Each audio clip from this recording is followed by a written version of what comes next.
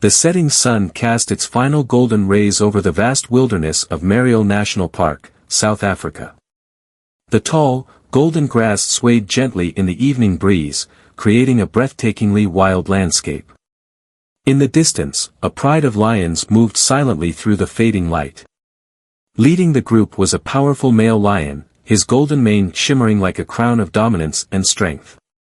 Behind him followed 5 lionesses, their keen eyes scanning the grass for any sign of prey. They moved with the grace and precision of seasoned hunters, like warriors of the savannah. But suddenly, a strange scent drifted through the air. The male lion stopped, his nose wrinkling as he tried to identify the source. It wasn't the familiar scent of prey, this was something else. Something unnatural. Then, a sharp, metallic snap broke the silence. A roar of pain shattered the tranquil dusk.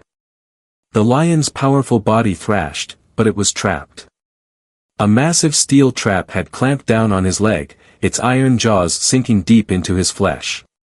This wasn't an ordinary trap, it was meant for rhinos, capable of breaking bones with its merciless grip. Blood seeped onto the dry earth. The 5 lionesses immediately surrounded him, eyes wide with urgency. They growled lowly, ears pinned back, their bodies tense with distress.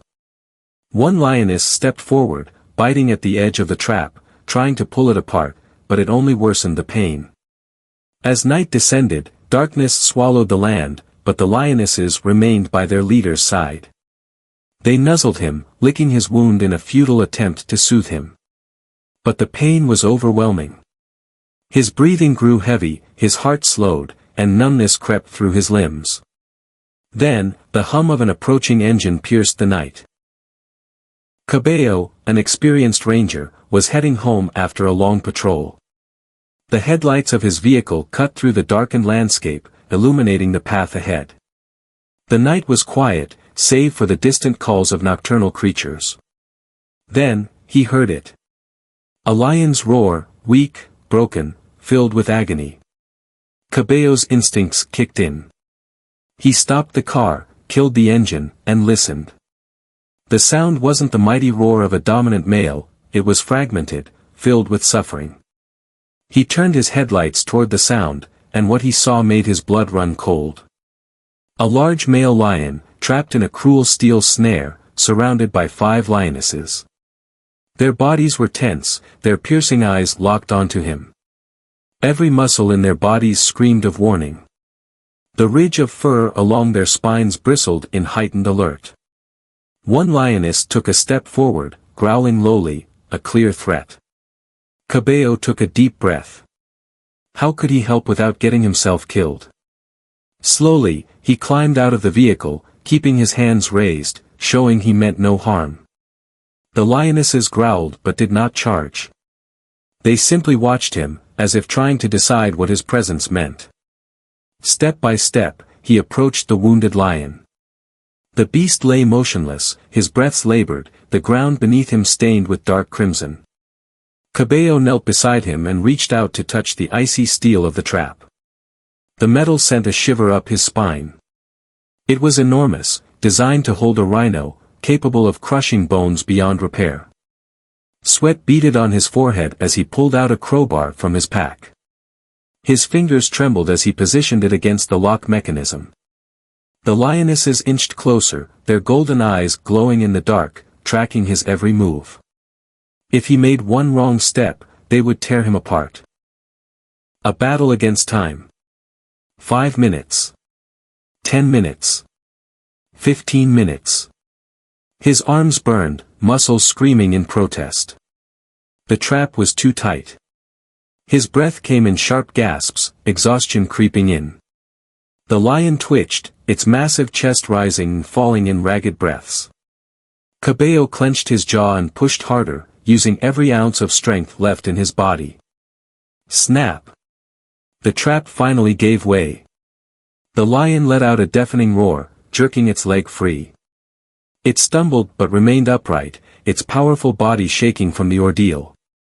Blood still dripped from the wound, but at least it was no longer bound by steel. Cabo wasted no time. He rushed back to his kit and grabbed his first aid supplies. He doused the wound with antiseptic, wrapping the deep gash with careful precision.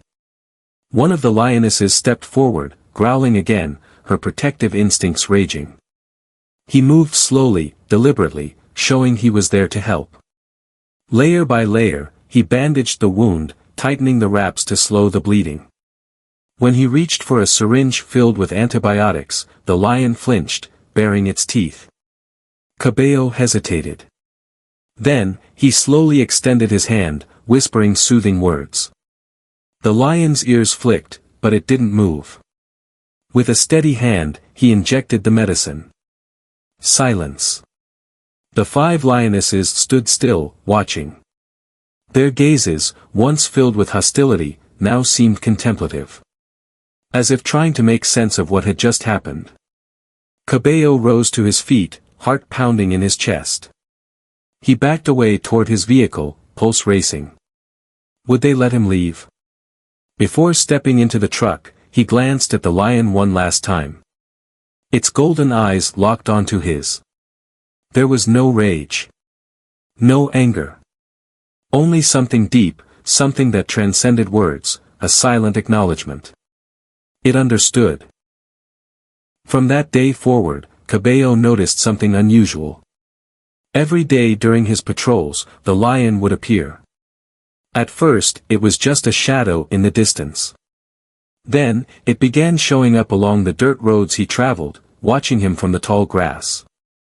Some mornings, Cabo would find fresh paw prints near his tire tracks, as if the lion had followed his route before he even arrived. One morning, as he stopped to check an old hunting ground, he heard movement behind him. Turning slowly, he found the lion, closer than ever before. Just a few meters away. It didn't snarl. It didn't threaten. It simply observed. Cabo knelt, not reaching for his weapon. He didn't know why, but in that moment, a deep understanding settled within him. The lion's golden eyes no longer held suspicion or fear, only quiet contemplation.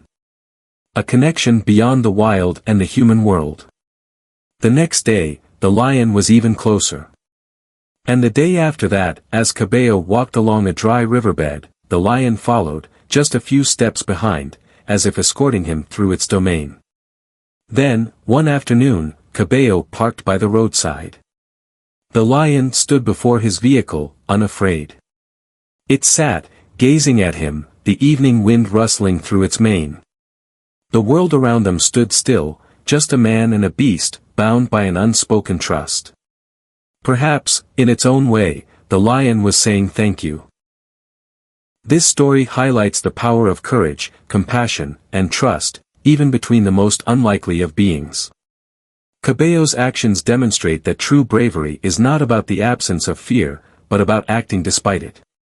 He stepped into danger, not knowing whether the lions would see him as a threat or an ally, yet he chose to help a creature in need. In return, the lion, a symbol of untamed wilderness, recognized his kindness and formed an unspoken bond with him. This story teaches us that kindness and selflessness transcend species, cultures, and even instincts of survival. In our daily lives, we may not face life or death situations with wild animals, but we do encounter moments where trust and empathy can bridge divides. Whether in relationships, work, or society, extending a helping hand, even in difficult or risky circumstances, can lead to profound and unexpected connections. The world is a harsh place, but moments of compassion remind us that even the strongest and most independent beings sometimes need help. And when we choose to give without expecting anything in return, we create relationships built on respect and understanding, just as Cabo and the lion did.